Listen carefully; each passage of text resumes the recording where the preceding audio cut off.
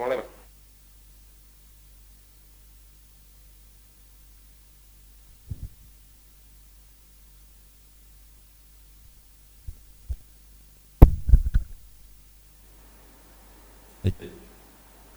Bismillahirrahmanirrahim. Assalamualaikum warahmatullahi wabarakatuh.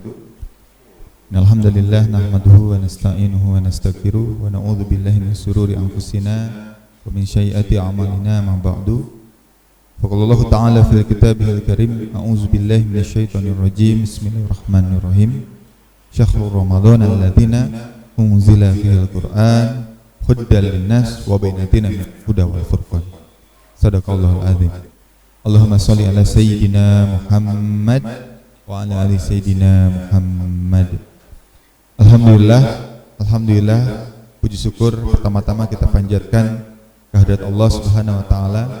Dialah Allah yang telah menciptakan kita, menghidupkan kita, dan Allah pula nanti akan mewafatkan kita, dan Allah pula nanti yang akan membangkitkan kita di yaumil qiyamah yang tiada lagi keraguan di dalamnya.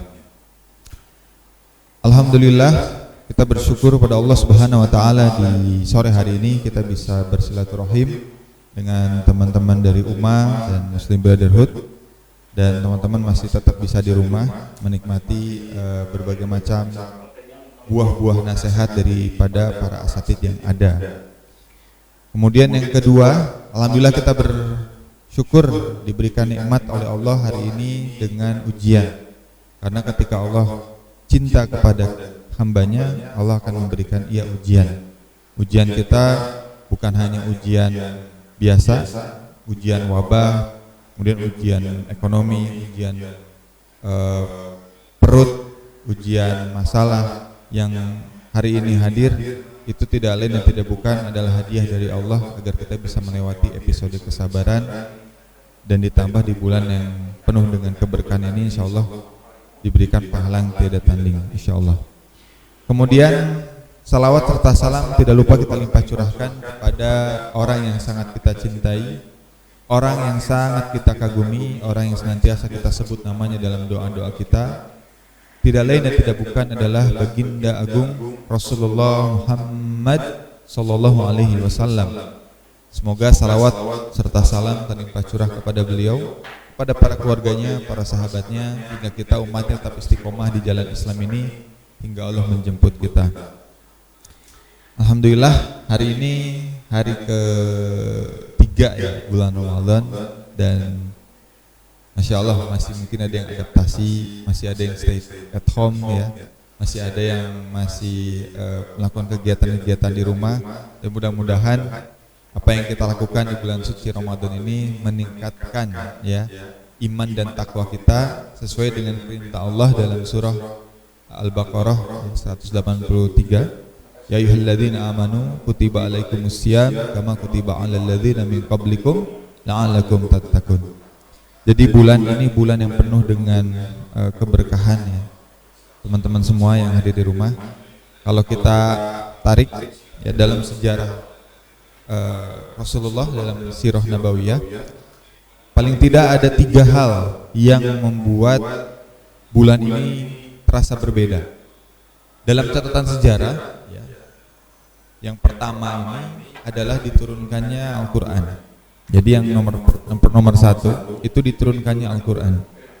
Kenapa kita patut berbangga, kita kenapa harus patut bahagia? Karena ketika Al-Quran diturunkan, itu bukan hanya untuk orang Arab, bukan hanya untuk orang Romawi, ataupun hanya untuk orang Persia, tapi apa yang disabdakan oleh Allah Subhanahu wa taala, syahrul Ramadan alladzina unzila fihil Qur'an huddalin nas.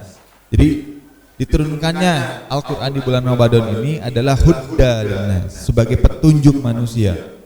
Jadi manusia ini ketika tidak punya petunjuk, itu seperti ada di dalam kegelapan malam ya. Orang yang lewat jalan ya, gelap ya. Kemudian ketika dia melewati jalan itu, pasti dia akan merasakan khawatir, takut, cemas, galau. Karena apa? Karena gelap, bingung. Takut ada jalan yang lubang, terus kemudian ada binatang yang mengganggu, banyak sekali gangguan ketika kita jalan di kegelapan tanpa cahaya. Nah, Allah Subhanahu wa taala begitu sayangnya sama kita, maka Allah menurunkan Al-Qur'an di bulan yang paling Allah cintai, bulan Ramadan. Syahrul Ramadan alladzina unzila fil Qur'an huddal linnas. Jadi petunjuk untuk manusia, petunjuk untuk seluruh alam. Artinya setiap yang disebut dengan manusia, mau rasnya apapun, sukunya apapun, dari latar belakang apapun, silahkan diambil petunjuk hidup ini. Nah, petunjuk hidup inilah yang membuat kita alhamdulillah mau melaksanakan ibadah saum hari ini.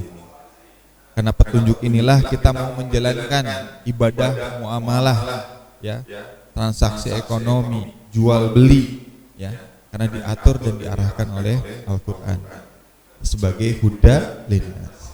Nah, teman-teman yang dirahmati Allah Subhanahu wa taala, huda linnas ini bukan hanya bicara tentang perbaikan saja, tapi seluruh aspek kehidupan kita pasti berkaitan dengan Al-Qur'an. Al-Qur'an ini kalau diibaratkan tadi ilmu, ya, ilmu yang membuat kita ini seperti bawa senter ketika berjalan. Ilmu yang membuat kita tahu, oh nanti di depan ada belok kanan, oh iya nanti naik jalannya ke atas, oh iya nanti jalannya turun, oh nanti ada lampu merah, oh nanti kalau udah lampu merah selesai lampu hijau. Al-Qur'an yang mengarahkan itu semua. Dan Masya Allah, Al-Qur'an diturunkan di bulan ini. Jadi bulan ini bulan penuh kebaikan, keberkahan dari Zat yang Maha sempurna, yaitu Allah Subhanahu wa taala. Nah, untuk memahami Al-Qur'an, untuk bisa menyelami Al-Qur'an, untuk bisa mengetahui apa sih yang Allah mau, suka atau enggak, kita harus belajar Al-Qur'an. Dimulai dengan apa kita belajar Al-Quran? Dimulai dengan berpikir, ya. Jadi selama bulan Ramadan ini kan bulan tarbiyah. Jadi bulan tarbiyah, bulan pendidikan. Bulan pendidikan ini diharapkan, ya, orang bisa berubah, bisa hijrah, bisa total dalam mengambil konsep agama Islam. Nah, saya akan ibaratkan bulan perubahan ini didampingi oleh Al-Qur'an, itu akan membuat hijrah kita semakin mantap. Pertama, ketika kita ambil satu sampel deh, ada jenis binatang namanya ular. Ular itu bersisik, ular itu reptil yang sangat mematikan, ya. Sekali ngeluarin racun aja, kobra itu bisa bikin mati, ya. Racunnya lebih mematikan. Nah, ular, ibaratkan ular ini dikasih kesempatan untuk berubah, ya, berproses, ya. Tapi ular ini ketika berubah, dia hanya membuka kulitnya saja, membuka luarnya saja. Jadi ketika dibuka ular itu, ya hanya berganti kulit, berubahnya, terus kemudian jadi ular lagi. Nah, di bulan Ramadan itu kita bayangkan, kita gambarkan ular itu pilihan pertama, ya, kalau kita nggak mau berubah di bulan ini. Pilihan kedua, saya gambarkan tentang ular. Ular itu, ya, binatang yang menjijikkan, binatang yang kotor, ya. Kalau kena ya mungkin gatal-gatal, ya. Nah, setelah berproses, ulat itu akan berubah menjadi kepompong. Dia berhibernasi, dia berubah di sana. Dan untuk apa dia berubah? Dia berubah untuk menjadi seekor kupu-kupu yang cantik di masa yang akan datang. Bulan Ramadan menggambarkan dua binatang ini. Binatang pertama ular, apakah kita mau menjadi ular ataukah kita mau menjadi ulat yang nanti berakhir menjadi kepompong, kemudian berubah menjadi kupu-kupu yang sangat cantik dan rupawan. Itu pilihan kita. Hidup adalah pilihan. Nah, Allah ngasih kepada kita kesempatan di bulan Ramadan ini untuk berubah. Jadi setelah kita tahu bulan Ramadan ini bulan diturunkannya Al-Quran, maka kita dikasih pilihan sama Allah. Fa'almaha fujuroha wa taqwaha. Apakah kamu ini akan mengambil jalan yang fujur atau mengambil jalan yang takwa? Jalan fujur itu jalan kejahatan, jalan kebatilan, jalan kezoliman. Sedangkan jalan takwa ini jalan penuh keimanan, jalan penuh ketakwaan, jalan penuh kebaikan. Life is choice. Hidup adalah pilihan. Maka Allah berikan kesempatan itu kepada kita yang masih hidup hari ini, insyaallah, dan diberikan kesehatan untuk memilih apakah kita mau menjadi seekor ular atau mau menjadi seekor ulat. Ya. Nah, itu tergantung kepada kita.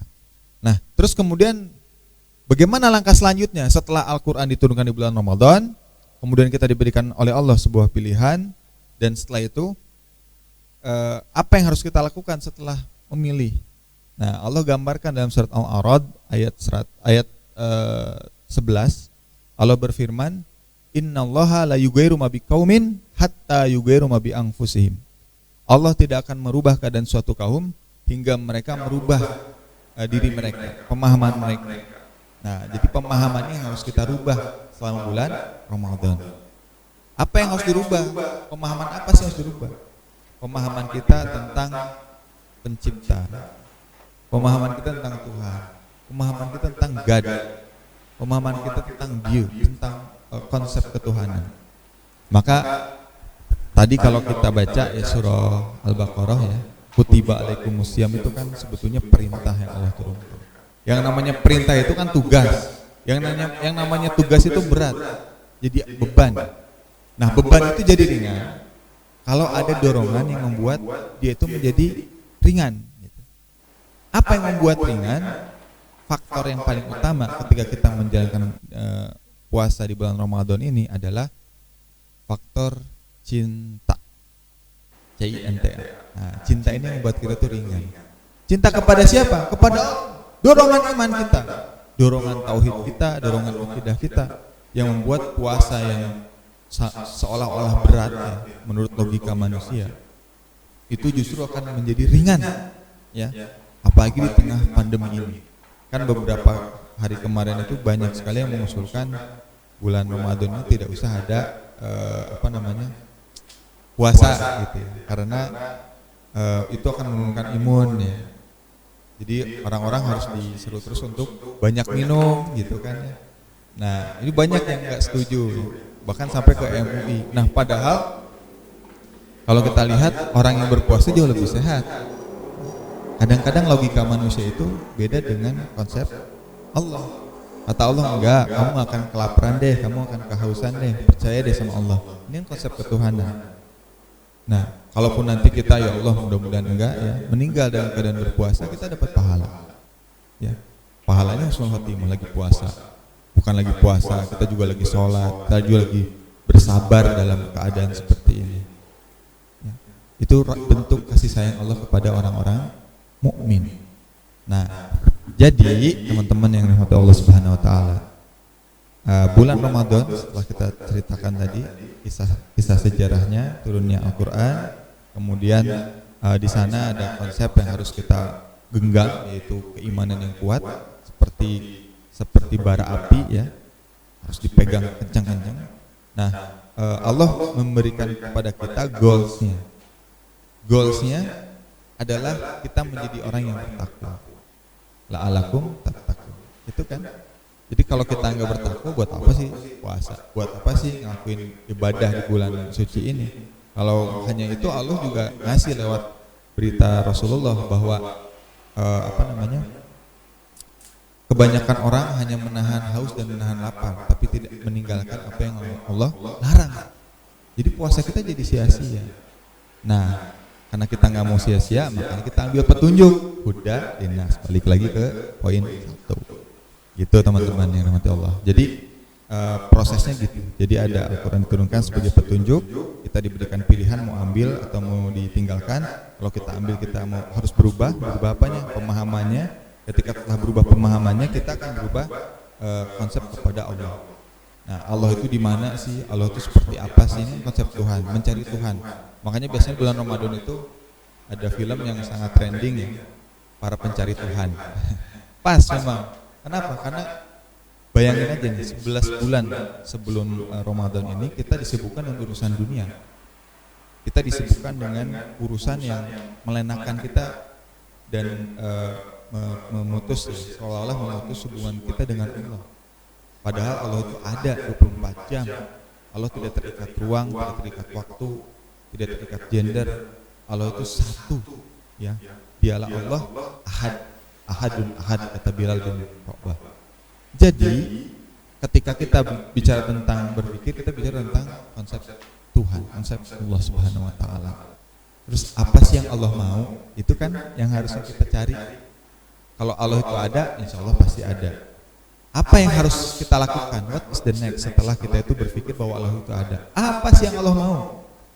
Karena nggak mungkin Allah itu nggak ada. Buktinya kita berarti menunjukkan Allah itu ada. Buktinya gunung itu ada, menunjukkan Allah itu ada. Buktinya langit ada, menunjukkan Allah ada. Meskipun kita akan terus mencari wujudnya kayak gimana ya, bentuknya seperti apa sih gitu. Kayaknya seneng banget kalau ketemu Allah gitu. Insya Allah nanti kita ketemu kalau masuk surga alias harus meninggal dulu. Nah, kita lanjutkan lagi. Masalah tadi, masalah konsep berpikir. Ketika sudah tahu Allah itu ada, maka apa sih yang Allah mau? Itu yang paling penting. Karena apa? Karena menentukan tujuan hidup kita itu untuk apa. Kita lelah-lelah berjuang itu untuk apa? Kita lelah-lelah berkorban itu untuk siapa? Nah, maka kita balik lagi ke poin 1. Apa? Di dalam Al-Quran, Huda linnas. Di dalam Al-Quran, Allah menunjukkan siapa kita, dari mana kita, untuk apa kita hidup, akan kemana kita setelah mati. Ini Allah gambarkan dalam Al-Quran. Yang pertama, Allah gambarkan dalam surat Al-A'raf ayat 172. Ya, dari mana kita berasal? Dari Allah. Jadi ada percakapan di surat Al-A'raf ayat 172. Kemudian Allah bertanya, siapa aku? Engkau adalah Tuhanku. Bala syahidna. Aku bersaksi atas itu. Ada percakapan kita sebelum turun ke dunia. Ya. Jadi di alam ruh itu kita dialog dengan Allah. Ketika diturunkan ke dunia, untuk apa sih kita hidup? Apa kita hidup hanya untuk makan, hanya untuk nonton film-film Korea berepisode-episode itu?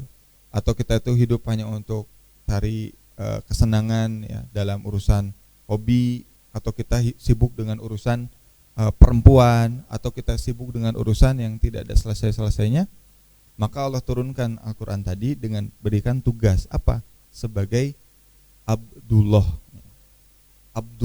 Abdullah ini tidak terikat dengan apa itu dia ustadz, apakah dia seorang dokter, dia seorang polisi, apa dia seorang pejabat. Mereka semua ketika bersyahadat mereka adalah Abdullah. Bunyi ayatnya, wa ma khalaqtul jinna wal insa illa liya'budun. Tidaklah kuciptakan jin dan manusia kecuali hanya untuk beribadah kepada Allah, Jadi semuanya bisa beribadah kepada Allah, apapun profesinya.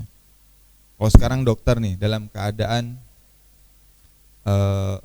menghadapi pandemi, dokter, ahli medis semua terlibat jadi garda terdepan. Nah, garda terdepan ini ketika dia niatkan ya, ibadah ini untuk Allah ya, untuk mengurus pasien, menyelamatkan manusia, tentu pahalanya lebih besar ya daripada ya kita, bahkan mungkin daripada ustadz itu. Kenapa?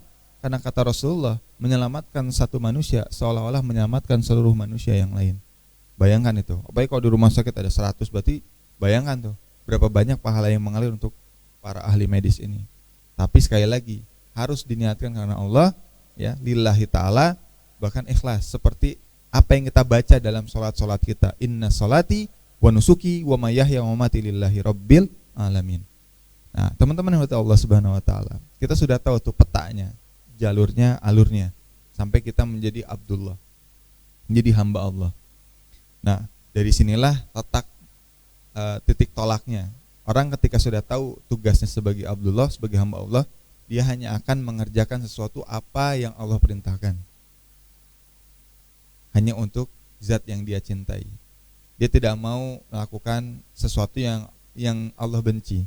Dia akan selalu mendekat kepada Allah. Ketika ada seruan untuk sholat, hayya 'alas sholat, hayya 'alas sholat, dia akan datang ke masjid. Dia akan siapkan air wudhu sebelum hayya 'alas sholat itu bergema. Ketika waktu malam, dia sibukkan dengan membaca Al-Quran, menghatamkan Al-Quran. Ketika dia di bulan Ramadan, dia akan beraktivitas lebih banyak lagi beramal soleh, seperti Rasulullah SAW Rasulullah ketika menyambut bulan Ramadan, ketika beliau ada di bulan Ramadan, beliau menjadi sangat sibuk, bahkan beliau melakukan aktivitas yang lebih banyak lagi dilakukan dibanding bulan-bulan yang lain. Beliau banyak bersedekah, lebih banyak sedekahnya dibanding bulan-bulan yang lain. Beliau sholat lebih panjang, lebih lama dibandingkan bulan-bulan yang lain. Bahkan Rasulullah SAW melakukan ibadah yang lebih hebat di bulan Ramadan, itu ibadah jihad fisabilillah. Ketika Rasulullah melakukan perang di bulan Ramadan, bulan yang dimana kita harus menahan lapar, menahan haus. Bayangkan itu semua teman-teman. Di dalam sejarah Islam, Rasulullah perang Badar, perang besar, perang tanpa tanpa kekuatan yang cukup. Ya. Kenapa? Karena waktu itu pasukan dari Quraisy itu membawa kurang lebih 1.000 pasukan. Rasulullah hanya 300, nggak seimbang. Dan 300 ini pun tidak terlatih perang. 1.000 kafir Quraisy, mereka lengkap dengan seluruh pasukannya, ada pasukan berkudanya, ada pasukan panahnya, lengkap dengan APD, alat pelindung diri gitu kan di zaman itu. Rasulullah enggak 300 orang, bahkan Rasulullah cuma punya 3 ekor kuda ya untuk kavalerinya. Tapi apa yang Rasulullah tetap berikhtiar, terus melakukan pengorbanan karena ini perintah dari Allah. Rasulullah hanya telah menyiapkan pasukan ini, kemudian Rasulullah mengangkat tangannya ke langit, ya Allah, sesungguhnya seandainya pasukan yang sedikit ini hancur, maka tidak ada lagi yang akan menyembahmu di muka bumi ini. Doa itu terus digemakan oleh Rasulullah. Abu Bakar As-Siddiq radhiyallahu an melihat Nabi mengangkat tangannya ke atas. Kemudian Abu Bakar As-Siddiq hanya berkata, ya Rasulullah, sesungguhnya Allah mendengar doamu. Ya Rasulullah, sesungguhnya Allah mendengar doamu. Ya Rasulullah, sesungguhnya Allah mendengar doamu. Sambil menangis, meneteskan air mata. Bayangkan oleh teman-teman semua, Islam itu baru ada waktu itu. Kemudian kondisinya harus dihadapkan dengan sangat sulit ya, 300 melawan 1.000, dengan kondisi alat pelindung diri yang sangat sederhana. Tapi bukti Allah akan terlibat di sana ketika umat Islam, kaum muslimin ya, membuat keimanan dalam dirinya, membangun keimanan, menjaga keimanan, menjaga ketaatan kepada Allah dan menjadi semua larangan Allah Subhanahu wa taala, maka Allah turunkan Nasrullah. Itu terjadi di bulan Ramadan. Jadi ada alurnya. Tidak tiba-tiba ya, tidak ujuk-ujuk ya, tidak spontan, tanpa instan, tapi penuh dengan proses. Sama dengan kita di bulan ini.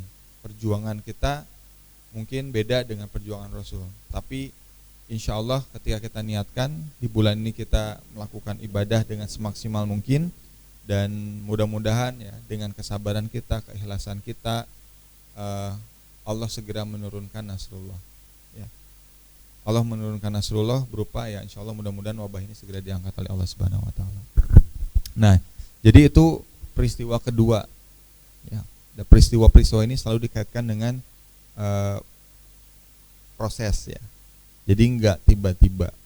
Nah, saudara-saudaraku yang dirahmati Allah Subhanahu wa taala. Artinya bulan Ramadan itu bukan bulan untuk rebahan saja. Bulan yang harus kita maksimalkan untuk ketaatan kepada Allah. Bulan yang harusnya kita isi lisan kita ini dengan Al-Quran. Berapa banyak kita menyentuh Al-Quran? Berapa banyak target kita di tahun lalu untuk menghatamkan Al-Quran tidak bisa di tahun lalu dan bisa di tahun ini. Ya, bisa di tahun ini. Dalam kondisi yang seperti ini, bisa menghatamkan Quran mungkin bisa berkali-kali. Seperti sahabat Nabi ya, Utsman bin Affan radhiyallahu an, beliau ketika di bulan Ramadan menghatamkan Al-Quran itu 3 hari sekali. Ya, ada riwayat yang sampai sehari sekali. Nah, tapi saya nggak terlalu tahu itu sanadnya seperti apa. Cuman ada di bukunya Tamasya ke Negeri Akhirat.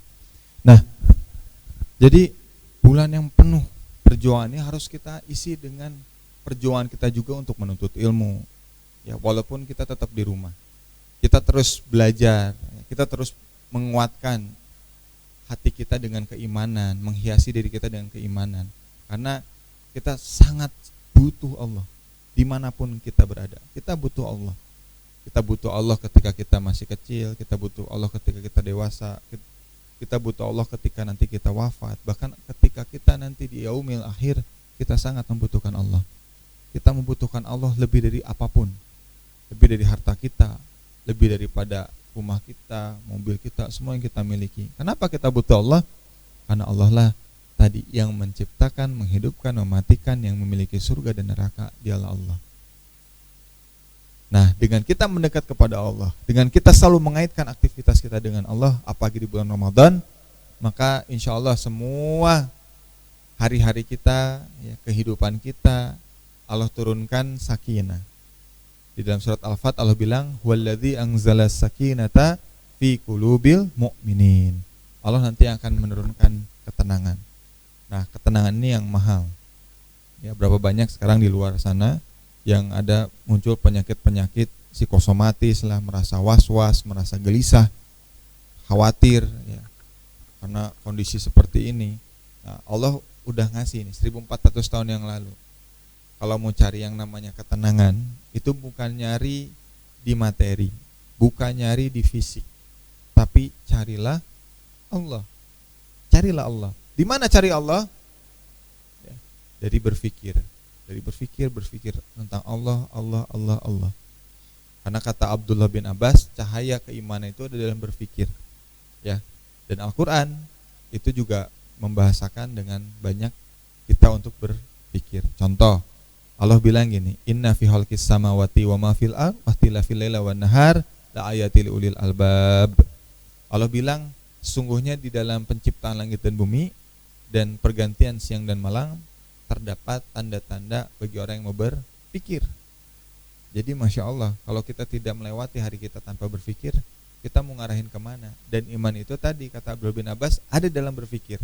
Semakin banyak berpikir, semakin iman. Semakin banyak bukti dari keimanan, semakin kita yakin. Semakin kita yakin, kita akan semakin lagi giat dalam melakukan amal-amal sholih. Ya, teman-teman yang rahmati Allah, perubahan itu dilakukan tidak dengan menunggu, tapi dengan bergerak.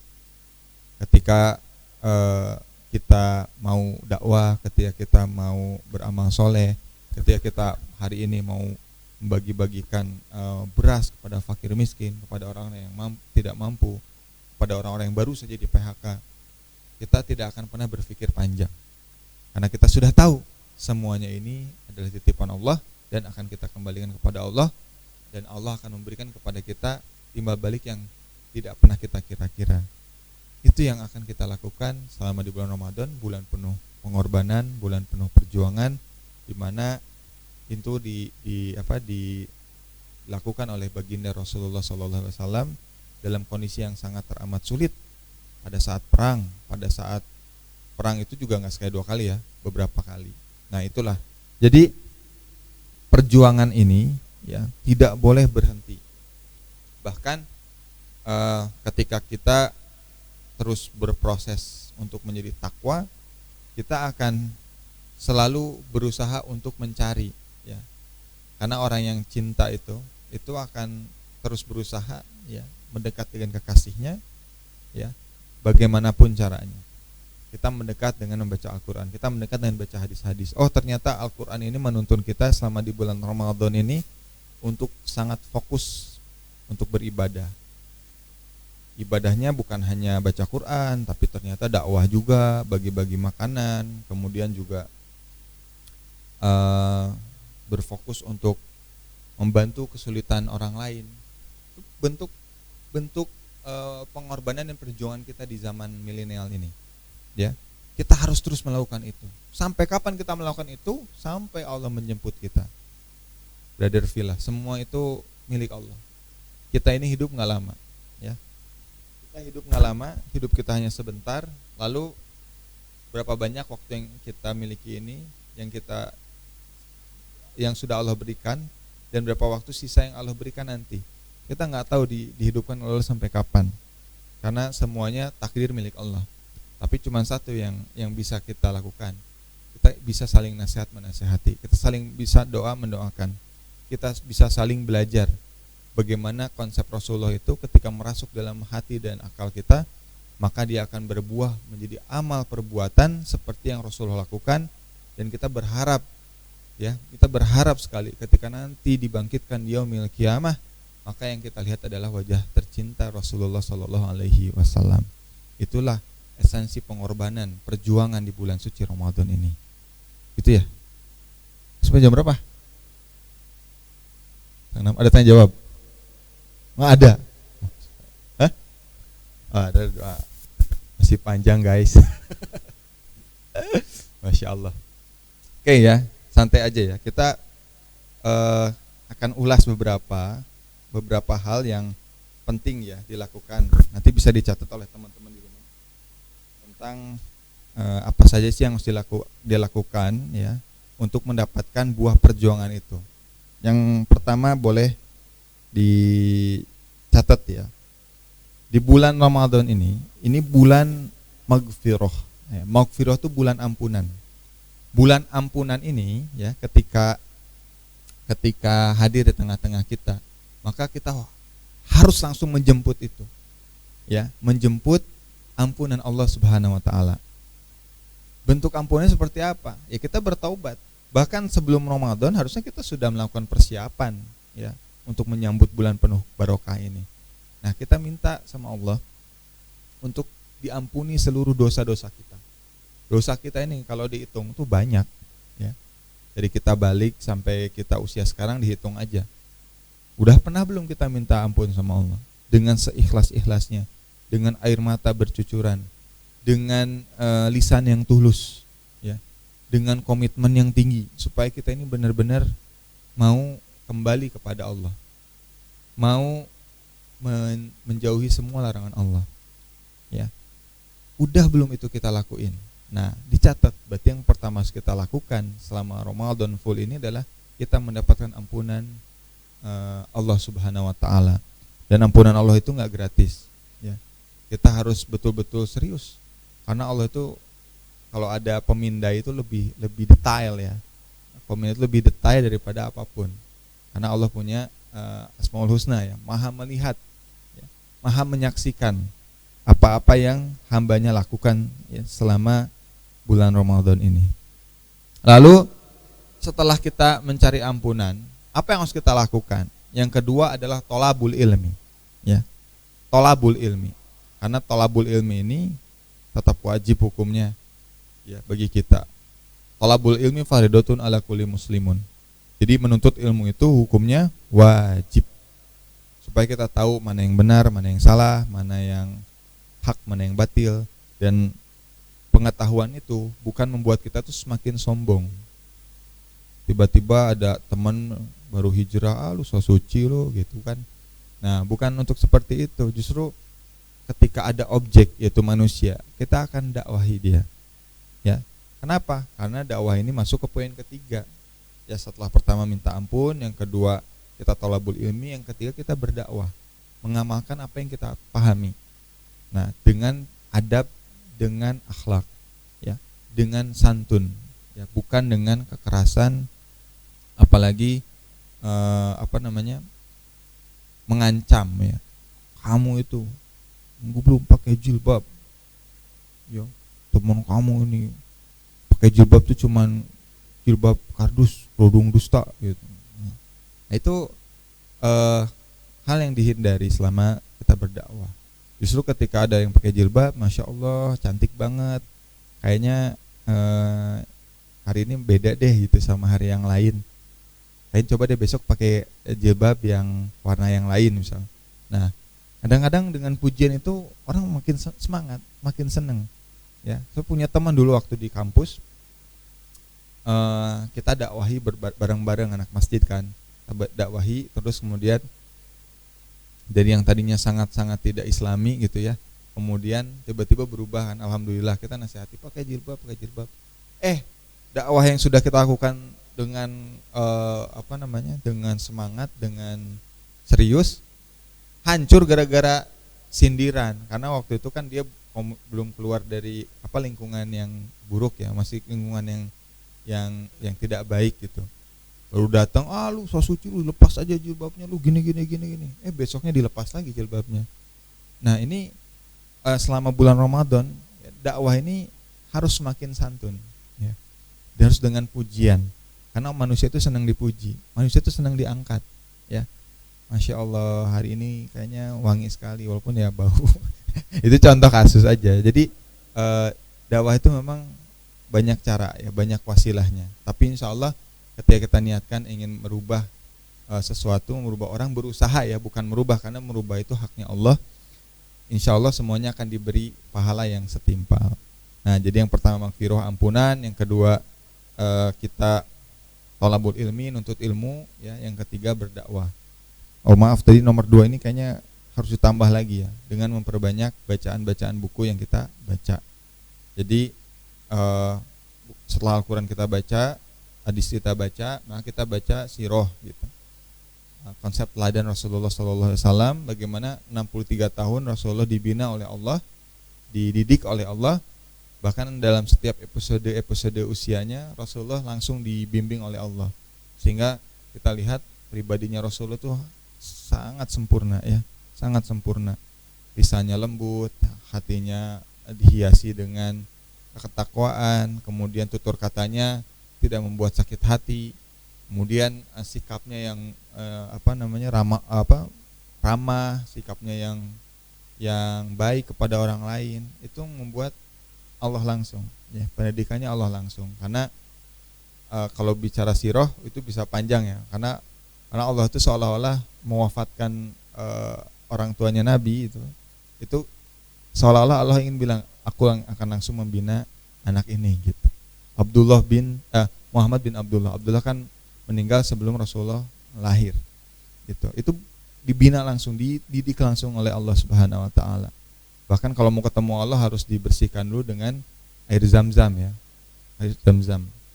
Nah, jadi pendidikan ini itulah yang diajarkan selama bulan Ramadan. Karena wahyu yang turun pertama, ya, Iqra bismi rabbikal ladzi khalaq, itu juga turun di bulan Ramadan, dan perintah yang harus dilakukan ketika itu adalah Iqra, bacalah, ya, artinya pahamilah, belajarlah. Itu fi'il amr dalam bahasa Arabnya, itu kalimat perintah tegas untuk kita menuntut ilmu. Jadi kalau sekarang ini kita gampang tinggal baca PDF tentang sirah, atau nonton tentang sirah, atau ikut program-program Institut Sirah gitu, ya. Itu insya Allah bisa menambah ketebalan iman kita, memahami apa sih yang Allah dan Rasulnya itu mau. Nah, yang ketiga tadi berdakwah, karena ilmu itu nggak boleh disimpan, ya. Ilmu itu harus disebarkan, harus disampaikan, tapi harus dengan ilmu, ya. Dakwah itu nggak bisa tanpa ilmu. Tahu-taunya halal haram gitu kan, ya. Jadi malah menggagalkan dakwah yang lainnya. Nah, 3 amal itu cukup enggak? Enggak. Yang keempat, menolong kesulitan orang lain. Nah, alhamdulillah teman-teman komunitas, teman-teman gerakan dakwah sangat masif, ya, untuk membantu orang-orang yang kurang mampu, ya. Mungkin sebelum Ramadan pun juga sudah dilakukan itu, tapi dalam kondisi yang seperti ini jauh lebih intens, lebih cukup lagi. Kita harus berusaha lebih banyak. Di Jakarta ada teman-teman BBN, kemudian di Jawa Tengah, Yogyakarta ada Muslim United, ada Muslim Brotherhood untuk geber pangan. Jadi semuanya bahu membahu. Kenapa?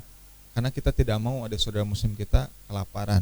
Kita tidak mau ada saudara muslim kita kesulitan. Kita nggak mau punya saudara kita ini dalam keadaan susah sedangkan perut kita kenyang. Dan kita tidak punya pikiran sama sekali bagaimana cara nolong mereka. Nah, artinya di bulan suci ini hendaknya kita melakukan banyak, ya, berbagi. Jadi teman-teman bisa berbagi sebanyak-banyaknya di bulan ini, dan insya Allah sesuai dengan sabda Nabi, pahala orang yang berpuasa sudah mati tidak tertandingi. Amal-amal soleh dengan bulan puasa itu diberlakukan berkali-kali lipat dibandingkan bulan-bulan yang biasa. Nah, jadi keutamaan 4 itu yang harus dilakukan: minta ampun, nambah ilmu, kencangin dakwah, nolong sesama, dan yang kelima hasil dari apa yang kita lakukan selama berproses di bulan Ramadan ini adalah bagaimana kita itu semakin taat kepada Allah. Sama kayak kasus corona seperti sekarang ini. Nanti kalau corona berakhir, apakah akan kita ini semakin takwa atau kita semakin durhaka sama Allah? Ya kan? Karena semua itu kan datangnya dari Allah. Kalau kita beriman kan kita konsepnya gitu. Yang penting kita tahu semuanya dari Allah deh. Allah sendiri yang berkehendak akan mengambilnya atau tidak. Karena dalam sejarah Islam, wabah itu bukan terjadi sekarang-sekarang. Pernah terjadi di zaman Umar, pernah terjadi di zaman Abdurrahman bin Nasr. An-Nasr ya, Abdurrahman An-Nasr di zaman Andalusia. Pernah terjadi juga di dalam peradaban Utsmaniyah, yaitu ketika dipimpin oleh Salim, ya, Salim I. Terus kemudian pernah terjadi di Mesir. Bahkan pernah terjadi tahun 1918 ya di Spanyol, ya, flu Spanyol. Jadi pernah mengalami itu, dan ketika dulu mereka mengambil solusinya selalu Islam. Contohnya apa?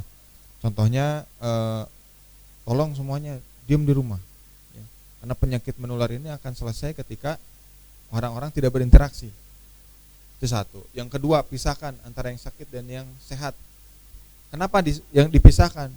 Karena yang sehat harus terus hidup membantu yang sakit, ya, membantu yang sakit. Dengan cara apa? Dengan segala cara. Ya dengan produksi sekarang kan, ada produksi APD, ada produksi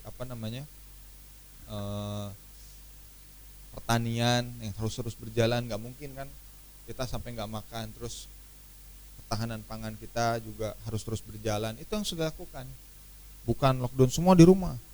Nanti makan memang nanti seperti apa? Nah makanya butuh diorganize, butuh diatur, butuh dikelola dengan baik.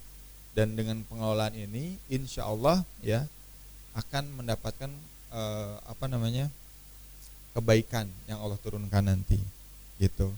Dan yang terakhir pastinya ada intervensi dari pemimpin ya. Pemimpin ini yang tadi saya sebutkan seperti Umar bin Khattab ini meminta kepada Allah ya supaya wabah ini diangkat. Jadi dulu itu gini, ini sedikit saya tambahkan ya, semakin taat semakin bahagia. Ketika di zaman Umar itu ketika memberikan solusi kepada kaum muslimin yang ada di Syam ya, termasuk di sana juga ada Abu Ubaidah bin Al-Jarrah dan juga Mu'adz bin Jabal, ada dua orang. Karena waktu itu jadi wali kan, Abu Ubaidah bin Al-Jarrah. Kemudian ketika Umar mau datang ke sana, kondisi di sana itu udah terjadi wabah. Ketika terjadi wabah, ada Amr bin Al-As. Aku ingin mengambil Abu Ubaidah bin Al-Jarrah. Aku ingin bawa dia pulang ke Madinah. Terus kata Amr bin Al-As, kata Rasulullah, pisahkan antara yang sakit dengan orang yang sehat. Oh kalau begitu kita ada sahabat yang lain yang menimpali. Oh berarti Umar ini mau melarikan diri dari takdir Allah.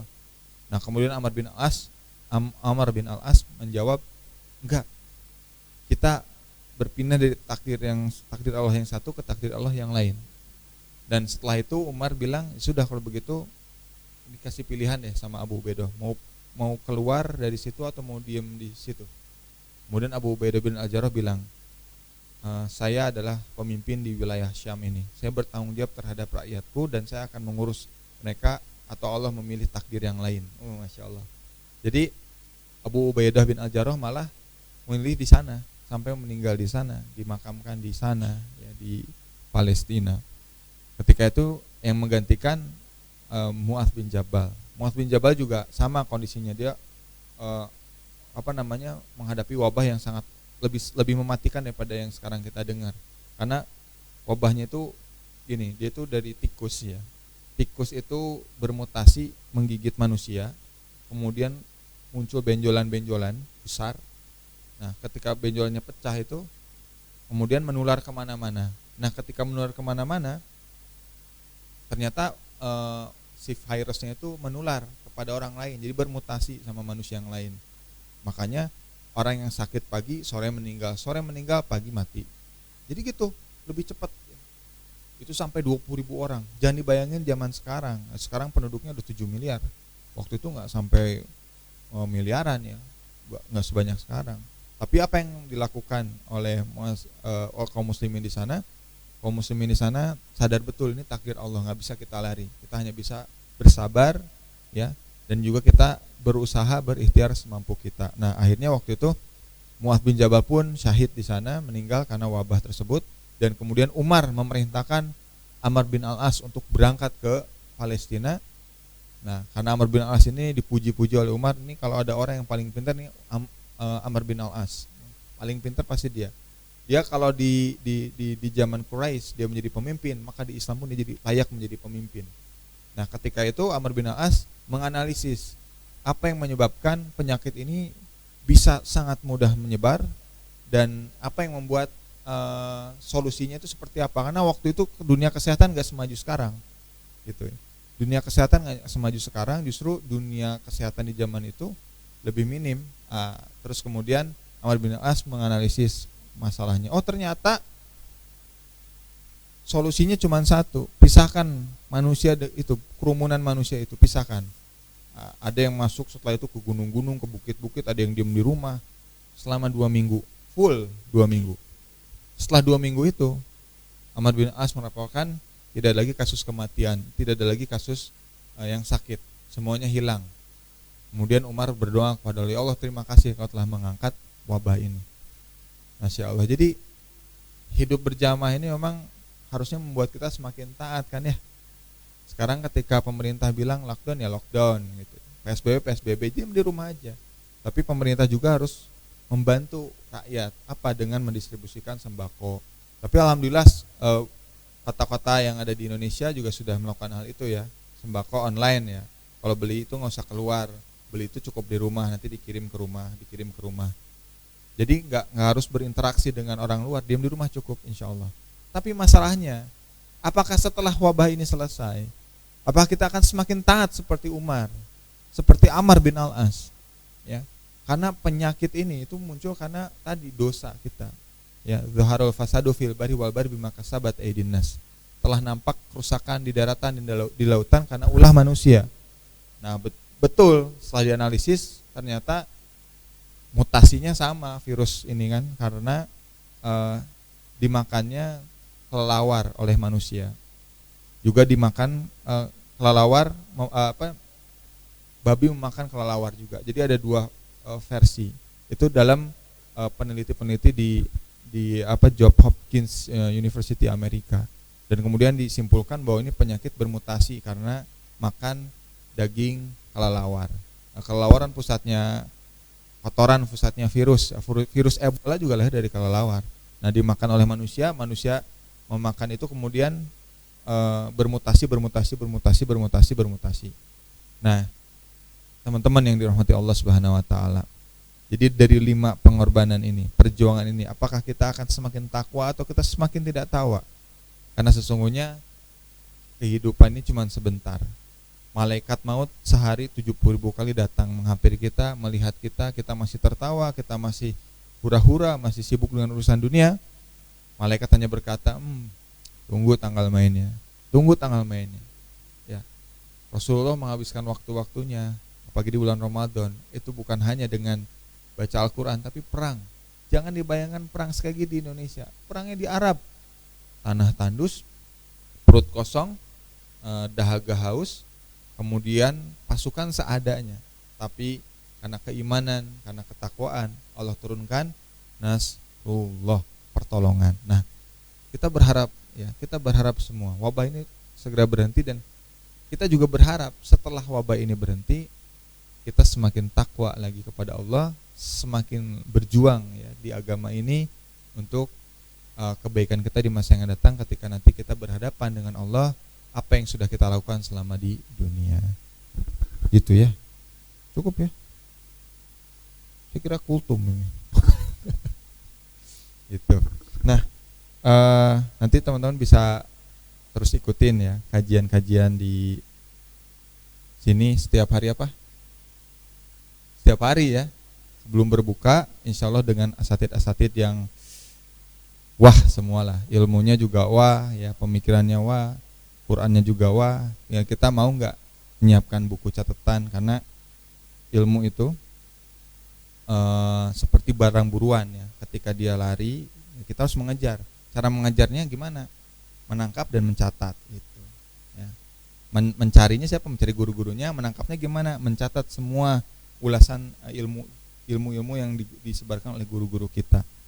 Ya, jangan sampai sekali lagi Ramadan ini kita lewatkan begitu saja. Bohong lah kalau kita tuh rindu Ramadan, tapi ketika Ramadan datang kita malah ngeluh, aduh lapar. Bohong lah kita tuh seneng rindu sama Ramadan, tapi ketika Ramadan datang, lah taraweh panjang banget. Bohong lah kita rindu sama Ramadan, ya, tapi kita tuh ingin buru-buru kapan ya Idul Fitrinya. Bohong lah kita rindu sama Ramadan, kita nggak tahu hilal kemarin tuh kapan, ya. Oh ini Ramadan gitu. Seolah-olah tuh, oh iya ini Ramadan gitu. Bohong itu, rindu itu bohong semua. Ya, seperti kita tuh seneng sama orang, aku rindu kamu, padahal ya nggak tahu siapa kamu gitu kan. Ya Allah ya Karim, jangan disia-siain. Ramadan ini bulan perjuangan. Nabi itu memperjuangkan Ramadan habis-habisan. Bahkan, oh iya satu lagi saya lupa. Di bulan Ramadan itu Nabi mendapatkan kemenangan yang tidak pernah digapai di masa sebelumnya, yaitu Fathul Mekah. Ya, peristiwa Fathul Mekah, pembebasan kota Mekah. Karena waktu itu Mekah itu masih diisi orang-orang kafir Quraisy yang masih menyembah berhala. Di dalam Ka'bah sendiri itu ada 365 jenis berhala, dan berhala-berhala itu seperti Asmaul Husna, jadi punya kesaktian masing-masing. Ya, jadi kayak Hubal, sang maha memberi rezeki gitu. Terus ada Manat yang paling gagah, paling besar sebagai penjaga gitu kan. Nah, itu seperti Asmaul Husna aja gitu di zaman itu. Cuman ketika Rasulullah datang membebaskan Mekah, dan Allah berikan kemenangan lagi di dalam bulan suci Ramadan. Nah, jadi Masya Allah, bulan perjuangan ini harusnya membuat kita semakin semangat ya. Al-Quran hatamin 10 hari awal ini, kalaupun tarawihnya ada di rumah, ya baik di rumah ya. Terus kemudian Al-Qurannya dihatamin, ngajinya dimulai dari mana? Dari terjemahan dulu ya, sambil kita belajar ya, tahsin, banyak banget lah tahsin online sekarang. Bahasa Arab kita pelajari lagi supaya kita merasakan dahsyatnya bacaan yang kita baca. Jangan sampai kita nggak tahu arti ya dari apa yang kita baca, nggak ada ikatan emosionalnya, nggak ada keterikatan batinnya ya. Dan kemudian kita gerus lagi buku-buku yang sudah dibeli. Saya yakin teman-teman ini rajin ke book fair, ke toko-toko buku. Nah, cobalah buka lembaran-lembaran buku itu, kemudian kita pahami perjuangan Nabi selama beliau hidup, dan itu akan membuat angin segar buat kita, dan kita melupakan rasa musibah yang dialami. Seperti Sumayyah bin Khalaf ketika disiksa oleh Abu Jahal sampai beliau menemukan syahidnya di sana, beliau tidak merasakan sakit apapun, ya, tidak merasakan sakit.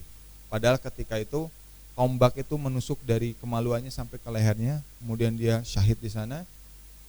Disaksikan oleh keluarganya, ada keluarga Yasir dan Ammar ya, Ammar bin Yasir. Yasir itu suaminya, Ammar itu adalah anaknya, meninggal dalam keadaan disiksa oleh orang-orang kafir Quraisy. Tidak merasakan sakit apapun. Padahal beliau ini bukan seorang penghafal Quran, beliau juga hanya seorang budak, tapi hanya lewat keimanan. Kata Rasulullah, Allah janjikan keluarga Yasir masuk surga sekeluarga. Masuk surga sekeluarga. Apa yang beda sama kita? Nggak ada. Mata yang kita pakai yang diberikan oleh Allah sama. Quran yang diturunkan oleh Allah sama ya, ada 114 surah, ada 6.666 ayat. Kemudian hadis juga tidak berkurang, masih sama dengan apa yang disampaikan oleh Rasulullah SAW. Lalu apa yang membedakan? Yang membedakan adalah bagaimana pola pikir kita, pola sikap kita, apakah sudah selaras dan sesuai dengan apa yang Rasulullah perjuangkan, apa yang Rasulullah lakukan, apa yang para sahabat upayakan, atau justru sebaliknya, kita menjadi Abu Jahal baru, Utbah baru, Walid baru, yang justru bukannya menjadi orang yang terdepan menjaga agama ini, malah justru sibuk menghantam agama ini dari sana sini. Insya Allah saya doakan mudah-mudahan teman-teman semua yang ada di rumah, Allah angkat ya semua kesulitannya, Allah berikan kesehatan terus untuk beribadah kepada Allah. Allah berikan yang belum menikah pasangan halalnya, supaya kalau sahur nggak sendirian. Allah berikan keturunan supaya ketika sahur ada yang oe-oe gitu ya. Dan mudah-mudahan kita nanti di bulan Syawal, ya bulan Syawal kita bisa berkumpul lagi bersama keluarga kita, ya, berkumpul lagi bersama orang tua tercinta kita, berkumpul lagi dengan saudara-saudara seiman kita, seperjuangan kita. Insya Allah kalau kita tidak bertemu di dunia, insya Allah kita dipertemukan oleh Allah di akhirat. Nah itu bulan perjuangan. Sebetulnya banyak sejarahnya ya, cuman kayaknya nggak cukup. Kayaknya harus 6 episode itu. Karena ada peristiwa Siroh, ada peristiwa Salahuddin Al-Ayyubi itu, ketika beliau membebaskan Palestina, itu terjadi di bulan Ramadan. Artinya bulan Ramadan ini bukan hanya bulan berleha-leha ya, tapi bulan yang harus kita jemput sedemikian kerasnya, sedemikian semangatnya untuk kita ini semakin dekat dengan Allah Subhanahu wa taala. Ya, mungkin itu dari saya. Sudah mau buka 17.25, biasanya aplikasi Uma muncul teng gitu ya. Beberapa menit lagi. Baik, kita berdoa kepada Allah, kita tundukkan hati dan pikiran kita sejenak dari urusan kita mencintai dunia.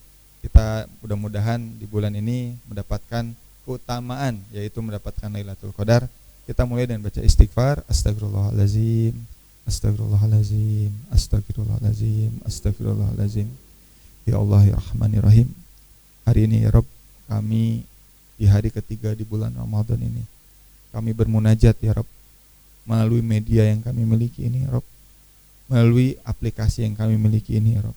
Jadikan semua wasilah ini mendekat ke dalam ridho-Mu ya Rabb. Ya Rabbana, selamatkan ya Rabb kaum muslimin dimanapun mereka berada ya Rabb. Angkat musibah ini ya Rabb. Kami janji ya Rabb, kami akan semakin dekat dengan-Mu ya Rabb. Kami betapa rindu sekali ya Rabb bisa sujud di Masjidil Haram. Kami rindu ya Rabb bisa berkumpul buka bersama dengan kaum muslimin ya Rabb. Kami rindu ya Rabb bisa memakmurkan masjid di bulan Ramadan dengan tarawih-tarawih. Ya Rabbana, berikan kepada kami ya Rabb kesabaran. Berikan kepada kami kekuatan untuk melewati ujian-Mu ini ya Rabb. Ya Rabbana, kami yakin, seyakin-yakinnya ya Rabb, musibah ini tidak selamanya ya Rabb. Sama halnya dengan kami pun hidup tidak selamanya ya Rabb. Suatu hari nanti Kau akan mengangkat penyakit kami ini ya Rabb, mengangkat virus ini ya Rabb. Ya Rabbana, jadikan kami hamba-Mu yang bertakwa ya Rabb. Terimalah semua puasa kami ya Rabb. Terima puasa kami ya Rabb. Terima salat-salat kami ya Rabb. Terima ya Rabb. Ya Rabbana, sampaikan salam kami kepada baginda Rasulullah sallallahu alaihi wasallam.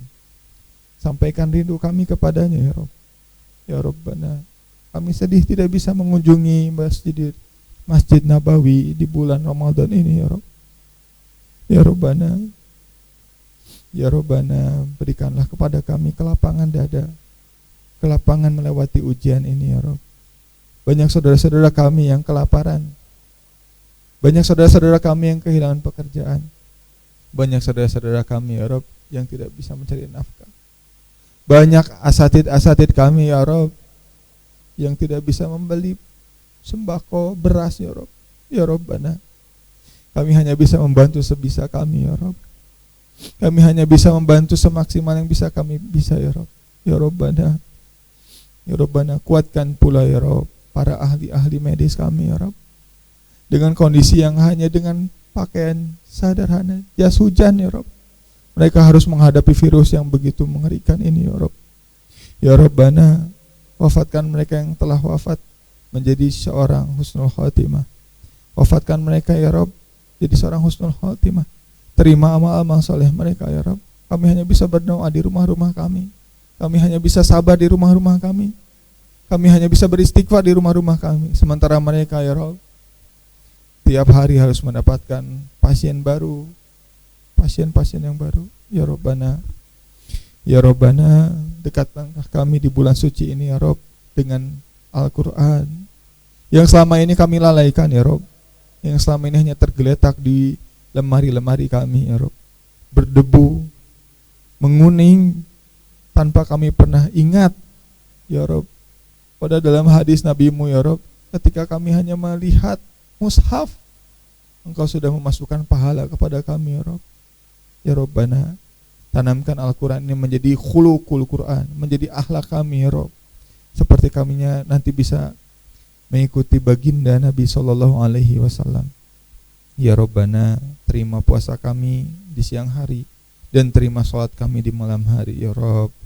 Rabbana hablana min azwajina wa zurriyyatina qurrata a'yun waj'alna lil muttaqina imama. Rabbana atina fid dunya hasanah wa fil akhirati hasanah wa qina adzabannar. A'udzubillahi minasyaitonir rajim. Bismillahirrahmanirrahim. Alhamdulillahi rabbil alamin. Arrahmanir rahim. Maliki yaumiddin. Iyyaka na'budu wa iyyaka nasta'in. Ihdinas siratal mustaqim. Siratal ladzina an'amta 'alaihim ghairil maghdubi 'alaihim waladdallin. Amin amin Allahumma amin. Teman-teman tetap jaga kesehatan. Jangan lupa hiasi pagi dengan Al-Maqsurat, dan ketika menjelang petang baca Al-Maqsurat. Mudah-mudahan hati kita tenang dari banyak informasi-informasi yang berseliweran di media TV maupun di media sosial. Sekian dari saya, kurang lebihnya mohon maaf.